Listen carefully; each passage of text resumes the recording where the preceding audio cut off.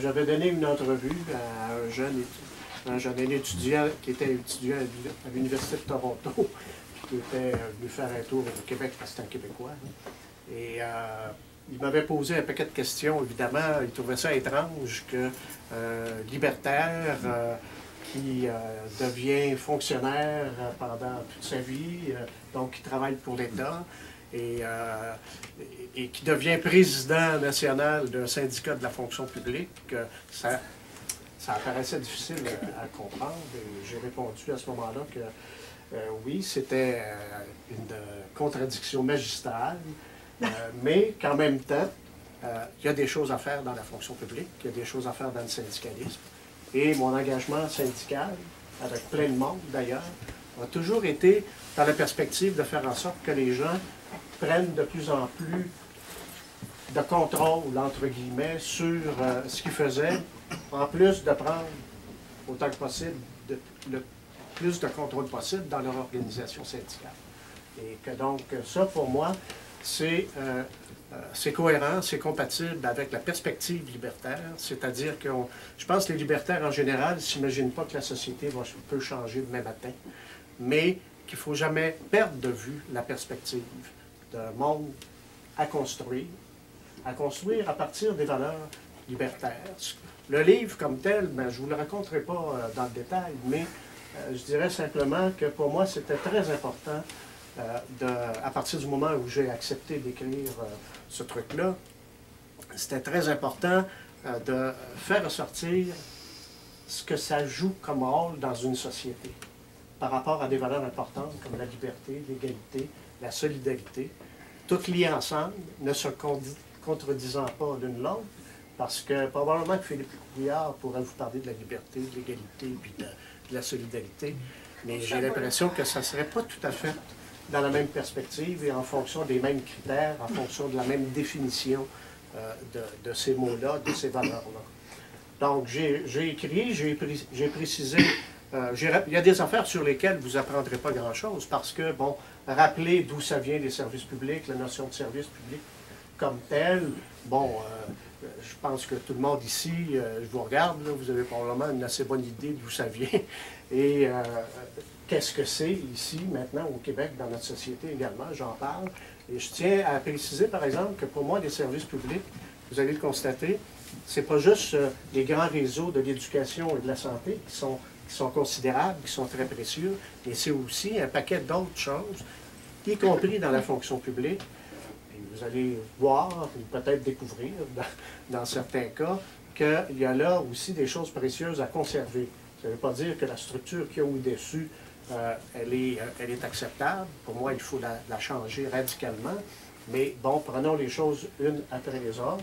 Regardons ce qu'on a fait à travers les luttes sociales qui ont été menées au fil des décennies, j'oserais même dire des quelques siècles derniers, pour les mettre en place, ces services publics-là.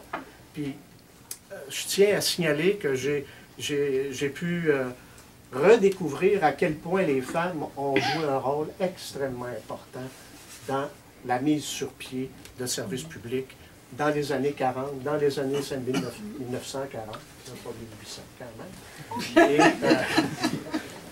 etc., jusqu'à aujourd'hui encore, parce que sans doute que les femmes étaient plus touchées par le manque de services, par le manque d'outils pour faire face aux problèmes de la vie à leur époque, et c'est encore comme ça aujourd'hui, bien entendu. Après, vous allez probablement me trouver flyé d'avoir osé prétendre que les services publics, ça pouvait devenir quelque chose d'autogéré et qu'on pouvait espérer avoir une société dans laquelle l'organisation politique serait radicalement différente de celle qu'on a à l'actuelle. On serait plus pris avec une machine étatique au service des nantis, ni avec une machine étatique qui serait au service de bureaucrates bien intentionnés, sociodémocrates ou socialistes, mais qu'on pourrait envisager quelque chose, une forme d'organisation, une forme de vie dans laquelle les hommes et les femmes qui les font, ces services-là, aujourd'hui. Puis tantôt, je disais à quelqu'un, les boss le savent que les gens sont capables de gérer eux autres mêmes les services. Et leur travail, c'est vrai dans le secteur privé aussi.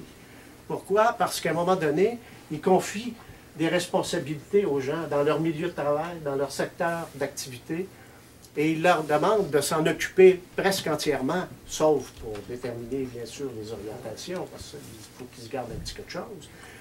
Mais les équipes autogérées qui ont été mises en place dans la fonction publique, dans les services publics à certains moments, je ne sais plus ce que c'est devenu, je n'ai pas l'impression que ça a survécu, mais le principe était le suivant, c'était on prenait pour acquis que les gens étaient capables de gérer collectivement dans leur groupe, leur travail, de faire face aux problèmes qui se posaient quotidiennement, que c'était eux qui étaient les mieux placés pour le faire. Alors moi, ça m'indique que les idées libertaires par rapport au fonctionnement, par rapport à l'autogestion des services publics, comme dans le secteur privé d'ailleurs, ben, c'est quelque chose qui est peut-être pas si flyé que ça. Mais pour ne pas être totalement flyé, j'ai placé une espèce de proposition, de stratégie avec des rapports au présent. Qu'est-ce qu'on peut faire à l'heure actuelle?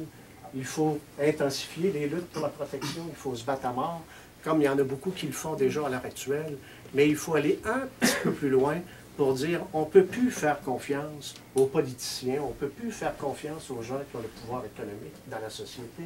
Il faut que progressivement, on gruge leur pouvoir, on s'accapare la possibilité de contrôler le plus de choses possibles dans ces services publics-là. Bon, je m'arrête là. On me dit toujours que je parle trop longtemps. Donc là, ça fait assez longtemps. Alors voilà, ça a été ça. C'est vrai que ça a été long.